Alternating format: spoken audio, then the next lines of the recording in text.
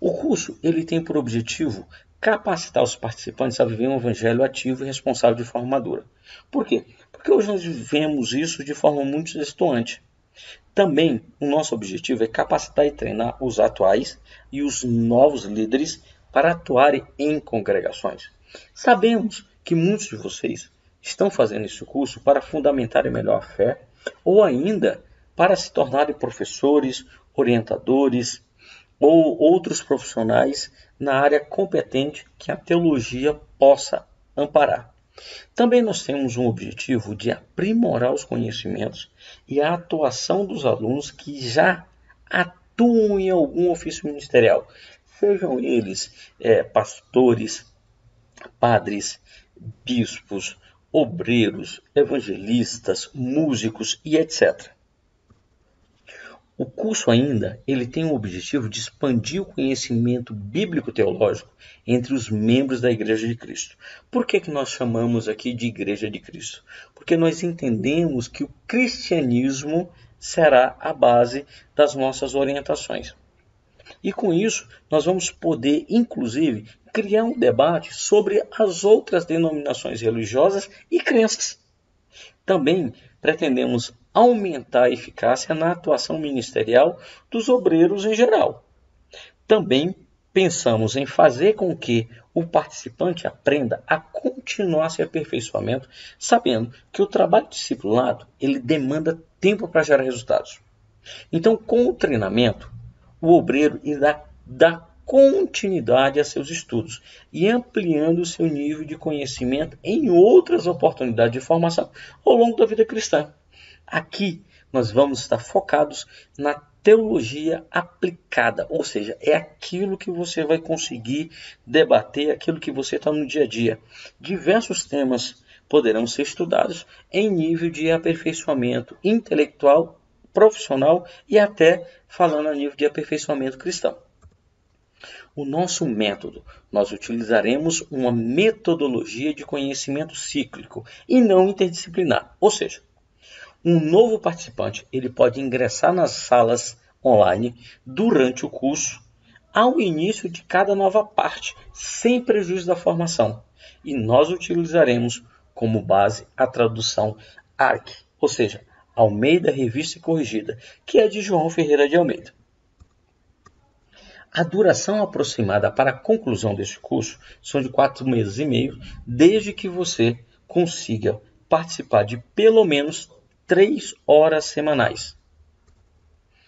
O conteúdo está aqui descrito na tela. Eu vou ler de forma muito breve.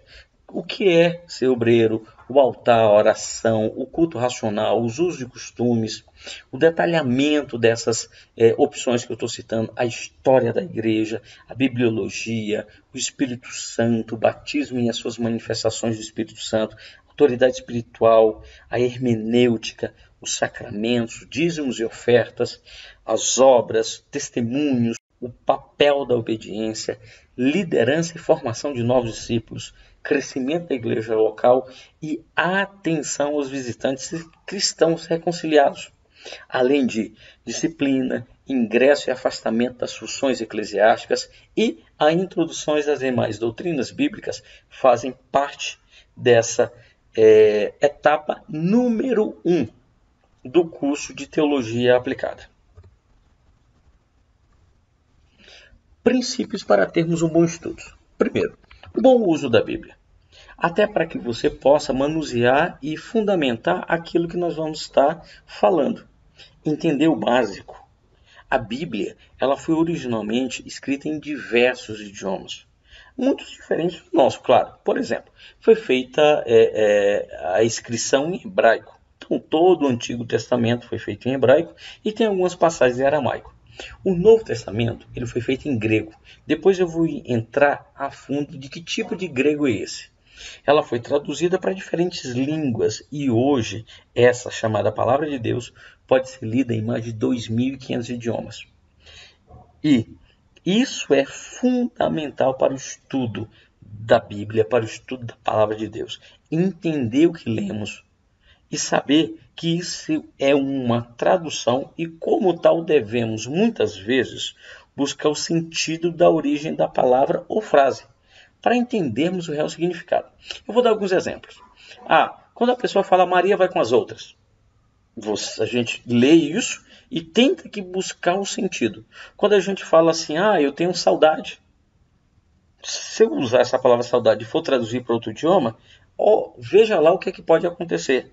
Ou ainda, lembra daquele filme Bird Box? Se for traduzido para o nosso idioma, seria o quê? Uma caixa de pássaros? Numa tradução literal? Quando a gente pensa em caixa de pássaros, eu logo penso em gaiola. Então, essas palavras, expressões que eu estou utilizando, é só para exemplificar que muitas vezes você vai ler frases, vai ler expressões e vão ler palavras que vai ser fundamental buscar a origem no grego, no hebraico, lá na fonte para poder entender. Começando para entender o que é uma tradução. Tradução. Quando o texto bíblico é traduzido diretamente das línguas originais, hebraico e grego, para a língua mãe. Exemplo. Tradução da Bíblia para o inglês. O que é uma versão? Versão é quando o texto é traduzido da língua materna para outro idioma com adaptação do sentido. Exemplo de versões. Versão Almeida, revista corrigida, revista atualizada, corrigida fiel, revisada atualizada, contemporânea, etc. Ou seja, essas versões, elas são parte integrante de traduções, ou seja, pega-se um texto e tenta se adaptar aquele texto ao momento que nós estamos. Notemos que a versão muda com o tempo.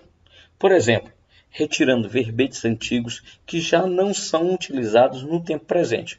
Como, por exemplo, algumas palavras que já caducaram, também chamado de arcaísmo, ou de difícil contextualização.